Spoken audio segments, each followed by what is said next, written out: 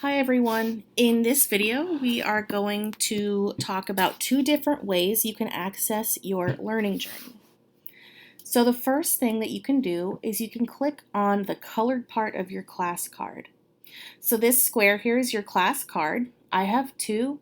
I'm enrolled in two math classes right now. You might just have one. That's okay. It might have your teacher's name or your class period, whatever your teacher decided to name your math class. Underneath the name, it will have a colored picture. It might be yellow and green or purple and pink. It doesn't matter what color it is. Mine is blue. But if you click on that picture, you'll be brought back to wherever you left off. So let's do that to see where I left off. So I left off at an assessment and it's loading. So I can continue what I was doing by just clicking the green continue button.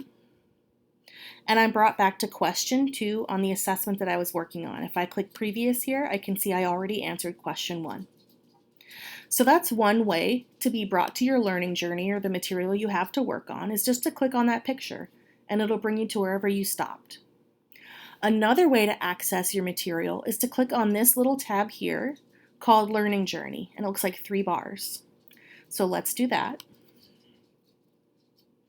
Okay, so I can see I'm on my Learning Journey tab, and this shows me all of the material I have available to work on, as well as the material I've already completed. So if I click here, I can see I've completed this lesson. There was only one lesson in this milestone, and my most recent milestone is this one, so I'm going to click on it, and I can see what I've been working on. So I already completed this lesson. I got an 80%, and I'm working on this one here called Rewriting Exponent Expressions. It looks like I already spent 4 minutes and 53 seconds on the collection. So the next thing for me to work on is that check for understanding, Rewriting Exponent Expressions.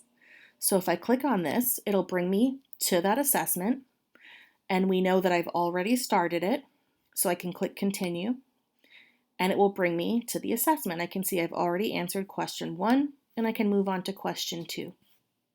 So let's just review quickly 2 different ways you can get to your learning journey or the material you have to work on.